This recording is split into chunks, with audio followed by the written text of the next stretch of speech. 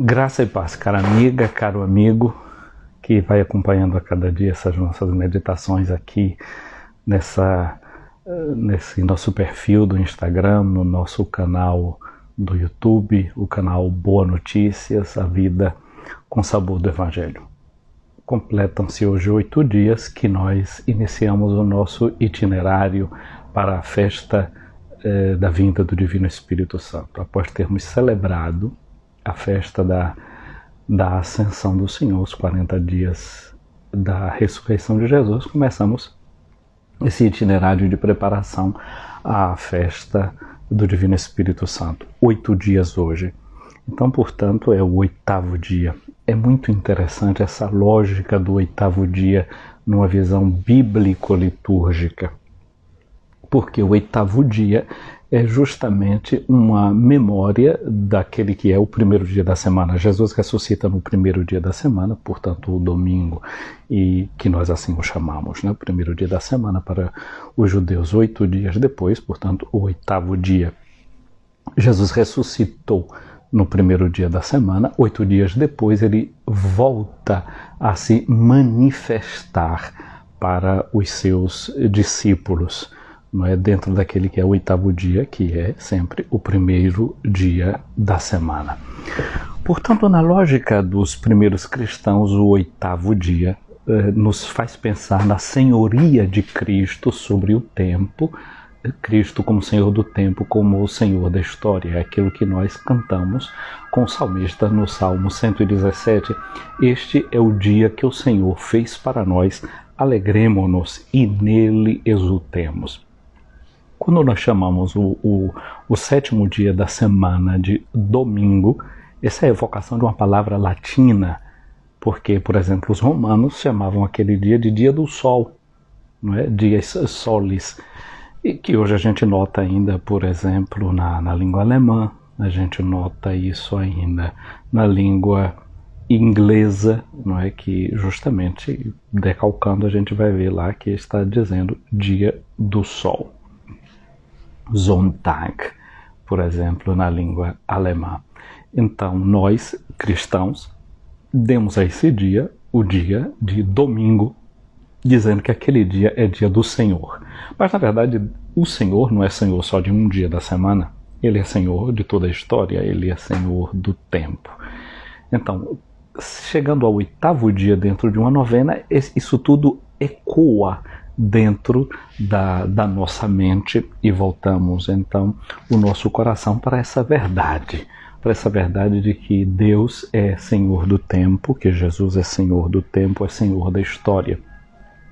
Quando você está indo para a missa todos esses domingos, você está vendo lá no altar o círio pascal aceso, e no círio pascal tem a letra A e a letra Z, ou a letra alfa e a letra ômega, o que significa dizer que Jesus, ele é o princípio e o fim. E dentro dali da parte horizontal, né, da cruz, tem os algarismos do ano que nós estamos vivendo, né? Portanto, o ano de 2021 está lá inscrito nesse mistério da Páscoa de Cristo, para dizer que a Páscoa é agora um fato do nosso cotidiano, é algo do nosso dia a dia. Agora a gente vive na força da Páscoa de Cristo. Ao mesmo tempo que isso é uma graça, é uma coisa muito boa, é um risco.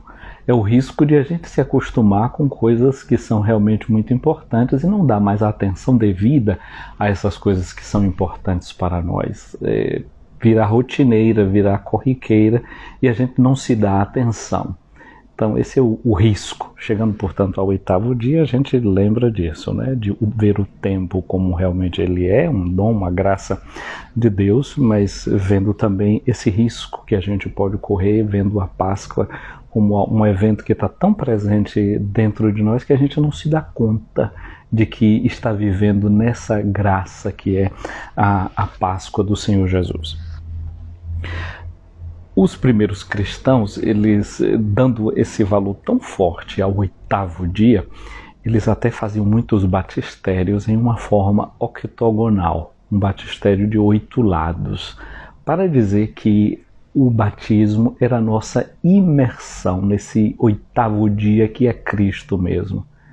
Ele é esse dia novo, ele é esse dia que Deus fez para nós. E, portanto, a gente vive a cada momento da nossa história como essa graça de viver em Cristo, como diz o apóstolo Paulo, né? Para mim, viver é Cristo. E como o batismo é o nosso novo nascimento, é receber de novo a vida a partir desse olhar de quem sabe que a recebe de Deus. Portanto, era mergulhar em Cristo, né? Para que a gente possa viver o cotidiano, a vida, a nossa existência, com essa certeza de que a nossa vida nós a vivemos em Cristo Jesus, nosso Senhor. Até ontem nós estávamos lendo o capítulo 17 do Evangelho segundo João, era a oração sacerdotal de Jesus. Hoje a liturgia nos brinda com o capítulo 21 do Evangelho de Nosso Senhor Jesus Cristo segundo João, os versículos de 15 a 19. E esse trecho do Evangelho apresenta o momento em que Jesus, pela 3ª vez, se apresenta aos seus discípulos. A primeira vez é na noite da própria Páscoa, naquele dia, primeiro dia da semana, Jesus se manifesta aos discípulos no cenáculo, segundo o Evangelho de João. 8 dias depois, de novo no cenáculo, estando todas as portas fechadas, o Cristo se manifesta. Na primeira vez estava ausente Tomé, 8 dias depois Tomé estava presente, e a 3ª vez em que o ressuscitado se manifesta, de acordo com o Evangelho de João, é justamente à beira do mar de Tiberíades, o mar da Galileia, quando teve aquela pesca espetacular. Não é que eles pegaram 153 tipos de peixe. E o Evangelho continua depois daquela pesca com esse diálogo que nós vamos escutar aqui no Evangelho de hoje. Jesus que conversa com Pedro. Assim nos diz o texto que nós temos no dia de hoje. Jesus manifestou-se aos seus discípulos. E depois de comerem, ele perguntou a Simão Pedro: Simão, filho de João, tu me amas mais que estes? Pedro respondeu: Sim, Senhor, tu sabes que eu te amo. Talvez aqui uma primeira nota que a gente devesse fazer, tendo esse texto em nossas mãos, é uma chamada de atenção. Quando se lê esse evangelho em língua grega, aqui há um jogo com 2 tipos de verbo. Jesus pergunta para Pedro: tu me amas? E o verbo que é usado na língua grega é o verbo agapô, agapao, agapan. E Pedro responde com um outro verbo, com o verbo phileo.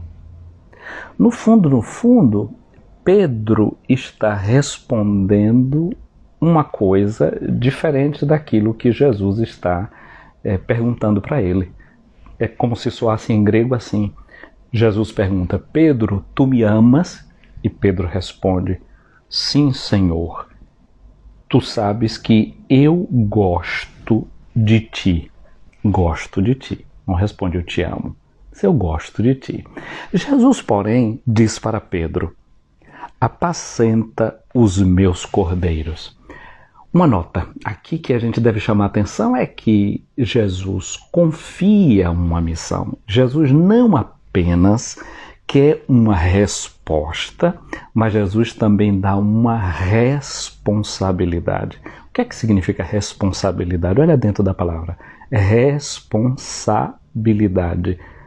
Habilidade de responder.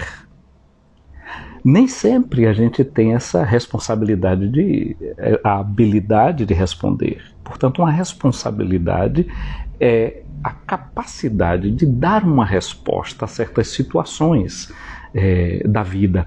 Então, Jesus não apenas queria uma resposta de Pedro, mas ele quer também uma responsabilidade da parte de Pedro. Jesus pergunta: tu me amas?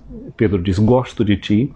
Jesus não deixa de dar uma responsabilidade a Pedro, porque ele não tem aquela resposta que ele gostaria de receber. Então isso aqui é um ponto para a gente notar. Mas olha aqui que Jesus diz assim: apacenta os meus cordeiros. Apacentar é algo próprio do pastor. Você lembra que a gente leu o capítulo 10 do Evangelho de João, no 4º domingo da Páscoa, e Jesus diz: eu sou o bom pastor dá a sua vida pelas ovelhas. Ser pastor, apacentar as ovelhas, é dar a vida por essas ovelhas. Mas Jesus também já disse uma coisa: ninguém tem maior amor do que aquele que dá a vida pelo seu amigo. Então Jesus está convidando a Pedro, mesmo ele não sendo ainda capaz de responder com aquele amor que é desejado, ele está continuando a dizer: apacenta, ou seja, dá a tua vida pelas ovelhas. E aqui tem uma nota que Jesus diz: apacenta os meus cordeiros. Quando no início do Evangelho de João, os discípulos de João Batista ouvem de João Batista, quando Jesus passa dizendo: eis o Cordeiro de Deus que tira o pecado do mundo, eles seguem Jesus. Mas aqui seria de a gente notar uma coisa: a palavra cordeiro na língua hebraica pode ser a palavra que fala cordeiro, que significa esse animal que a gente conhece, mas é uma palavra também que significa o servo. Então, quando ele diz: eis o Cordeiro de Deus, está dizendo: eis o servo de Deus que tira o pecado do mundo. Quando, portanto, Jesus dá a Pedro essa responsabilidade de apacentar os cordeiros, quase como que estamos sentindo aqui dizendo isso: ele tem a responsabilidade não apenas pelo rebanho inteiro, mas sobretudo para aqueles que dentro desse rebanho têm uma responsabilidade particular, ou seja, são aqueles que são servidores do rebanho, aqueles que são servos do rebanho, aqueles que vão seguir o próprio Cordeiro que tira o pecado do mundo. Em algumas basílicas antigas aqui em Roma, a gente... Primeiro era assim, uma primeira nota: no início do cristianismo, por exemplo, não se tinha a figura da cruz dentro das igrejas. Isso só depois do 4º século é que vão aparecer as cruzes dentro da igreja, porque esse trauma da crucificação não foi superado logo. Então era difícil representar o Cristo crucificado. Isso vai sendo lentamente que vai entrando. Qual era a forma de representar o Cristo? Muitas delas é a forma de representar o Cristo como um cordeiro. Então é um cordeiro que tem uma auréola sobre sua cabeça. Então se a gente vai aqui, no chamado Fórum Romano, tem uma basílica antiga ali, que é a Basílica de São Cosme e São Damião. Ali a gente vai encontrar um cordeiro representado, seguido por 12 outras ovelhinhas. Uma ovelha no centro com a auréola e 12 ovelhinhas que vão seguindo a outra ovelha, ou seja, Cristo e os 12 apóstolos. Então ele, o Cristo, Cordeiro de Deus, não é seguido desses apóstolos, que são chamados também a serem cordeiros, a entrarem no mesmo dinamismo de quem entrega a sua vida com Cristo para que seja retirado o pecado do mundo. Mas continuemos a ouvir esse diálogo de Jesus com Pedro. De novo, Jesus disse a Pedro: Simão, filho de João, tu me amas? Pedro disse: sim, Senhor, tu sabes que eu te amo. E Jesus disse para ele: apacenta as minhas ovelhas. Aqui de novo a gente tem o mesmo jogo das duas palavras em grego. Jesus pergunta para Pedro: agapasme, tu me amas? E Pedro responde: fileosi, eu gosto de ti. E Jesus continua dando essa missão para Pedro. É isso mesmo. Jesus edifica a sua igreja. No Evangelho de Mateus 16, quando Pedro dá a resposta quem é Jesus, Jesus vai dizer para ele: tu és Pedro e sobre essa pedra eu edificarei a minha igreja. A igreja é fundamentada sobre essa resposta que alguém dá, mesmo sendo essa resposta ainda frágil. Jesus edifica a sua igreja não sobre uma realidade ideal. Existe uma resposta ideal para a pergunta que Jesus está fazendo, mas Jesus dá responsabilidade a Pedro de acordo com a resposta real que ele dá. Ele diz: eu gosto de ti. Nem por isso Jesus deixa de lhe atribuir uma missão: apacenta as minhas ovelhas. E aí, pela terceira vez, Jesus pergunta para Pedro: Simão, filho de João, tu me amas? Pedro ficou triste porque Jesus perguntou 3 vezes se ele o amava. E ele respondeu: Senhor, tu sabes tudo, tu sabes que eu te amo. Aqui agora nós deveríamos fazer notar o seguinte. Eu disse a você que Jesus sempre pergunta para Pedro com aquele verbo agapao, que é o verbo de onde vem aquela palavra agape, ágape, como a gente costuma pronunciar em português, né? O amor. Agora, Jesus, em vez de perguntar para Pedro: Pedro, tu me amas? Quando a gente lê em grego, a gente nota que Jesus pergunta assim: Pedro, tu gostas de mim? E Pedro se entristece e diz, porque Jesus pergunta pela 3ª vez, e diz para ele: Senhor, tu sabes tudo, tu sabes que eu gosto de ti. Ou seja, Pedro não conseguiu vir à altura daquele amor que Jesus estava perguntando a ele. Pedro estava respondendo, mas não estava correspondendo ao que Jesus perguntou as 2 primeiras vezes. Jesus o que é que faz agora? Jesus desce até o nível que Pedro tem condição de responder e pergunta: tu gostas de mim? E Pedro se entristece. Quem sabe talvez Pedro tenha pensado assim: já que Jesus mudou a pergunta e está respondendo como eu respondi até agora, o que será que vai acontecer? Continuará me dando a missão que me deu até agora? E Jesus pergunta a Pedro: tu gostas de mim? Pedro responde: sim, tu sabes de tudo, tu sabes que eu gosto de ti. E Jesus continua confiando a Pedro aquela missão de sempre: apacenta as minhas ovelhas. Com isso nós vemos como Jesus está recuperando a amizade com Pedro, dando-lhe uma missão. Jesus nos diz através do evangelista João na sua carta, porque é sempre a palavra de Deus em toda a Sagrada Escritura. João vai dizer: como é que a gente pode dizer que ama a Deus que a gente não vê, se a gente não ama o irmão a quem vê? Portanto, o pastor que quer dizer que ama o seu Senhor deve dar provas disso amando o seu rebanho. Às vezes não é fácil a gente amar aqueles sobre quem nós temos uma responsabilidade.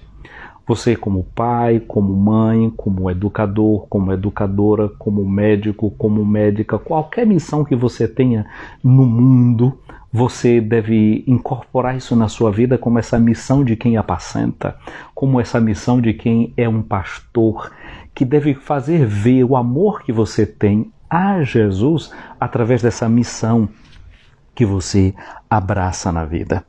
Portanto, Jesus confia a sua missão a nós e espera que o nosso crescimento seja proporcional à medida que a gente aprende a amar os irmãos. Jesus pergunta 3 vezes a Pedro: tu me amas? Quase como que recuperando, curando aquela ferida da traição que Pedro tinha demonstrado em relação a Jesus ao negar 3 vezes. Aquele que 3 vezes negou, 3 vezes precisa manifestar o amor. Mas Pedro aqui agora já é muito mais prudente.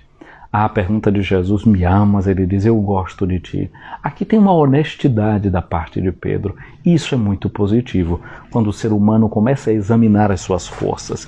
E agora Jesus diz para Pedro uma coisa que é muito interessante: em verdade, eu te digo, quando tu eras jovem, tu te cingias e ias para onde querias. Quando fores velho, estenderás as mãos e outro te cingirá e te levará para onde tu não queres.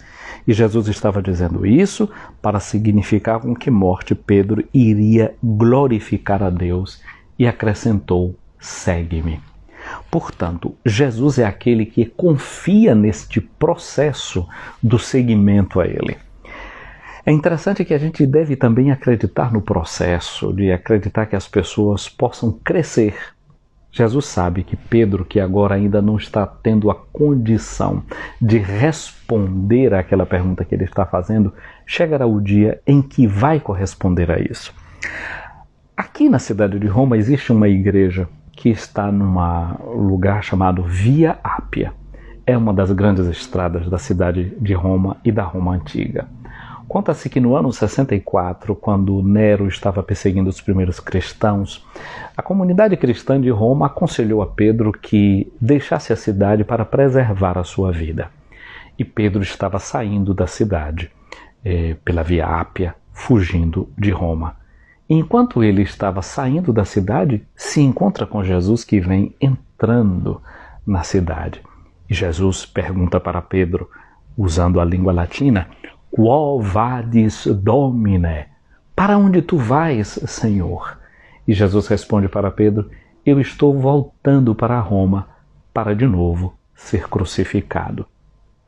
Pedro entendeu o recado, entendeu a lição e voltou para a cidade de Roma.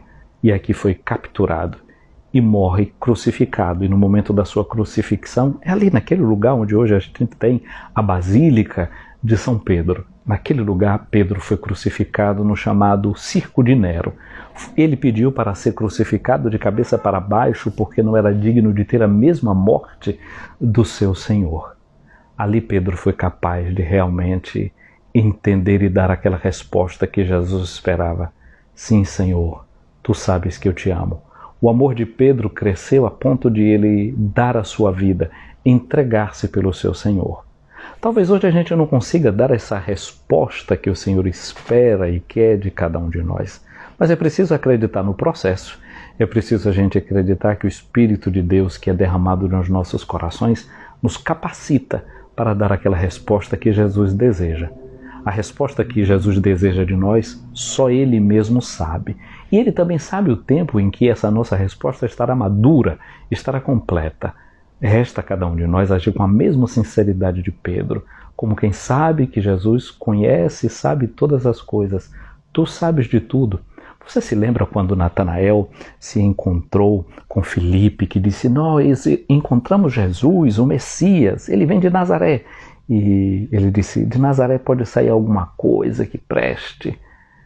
E quando Jesus se encontra com Natanael e diz, aqui está um israelita verdadeiro, e ele diz, mas de onde me conheces? E Jesus disse para ele, eu te vi quando tu ainda estavas debaixo daquela figueira. Ou seja, Jesus conhece a cada um de nós, conhece as nossas capacidades, conhece as nossas respostas. Jesus se antecipa a cada um e a cada um de nós, se antecipa e nos capacita. Portanto, como ele disse para Pedro, vai chegar a hora em que não seremos nós a colocar os nossos cintos, mas nos entregaremos totalmente. Peçamos ao Senhor essa graça de nos abrirmos a suas inspirações e deixar que Ele tome a nossa vida e nos guie. Resta a cada um e a cada um de nós seguir o Senhor. Minha amiga, meu amigo, eu quero desejar que você também se coloque nessa estrada, nesse seguimento de Jesus. Tomemos a estrada, Ele nos guia, Ele nos toma pela mão. Essa sexta-feira quero fazer chegar aqui o abraço a vocês que estão acompanhando essa nossa transmissão. A Mima Costa, a Tati Constância, a Lani Nascimento, bom dia a vocês, Antônio Fonseca, a Anne Negra, um abraço para vocês, a Lilia, aqui também a Dete Brito, Dinéa Flores, Jusilago, vejo aqui Dan Saxon, um abraço para você, Dayara, Thaís Janaína, Odalea, um abraço para você também, Maria Gorete, minha irmã, um abraço a você e a manhinha que deve estar aí também acompanhando contigo, a Maria Lane Nascimento, a Jeane Reis, um abraço também para a irmã Eronildes, para a Vani Brito, para a Silvana Neri, Edivane, aqui um abraço para a Edilene Borges. Muito bem, um abraço para cada um e cada um de vocês que foram acompanhando essa live, a todos vocês que foram acompanhando esta nossa live. Peçamos ao Senhor que derrame sobre nós a sua bênção e que nós possamos viver bem esse 8º dia dessa nossa novena de preparação à festa de Pentecostes. Venha sobre nós a bênção de Deus Todo-Poderoso, o Pai, o Filho e o Espírito Santo. Amém.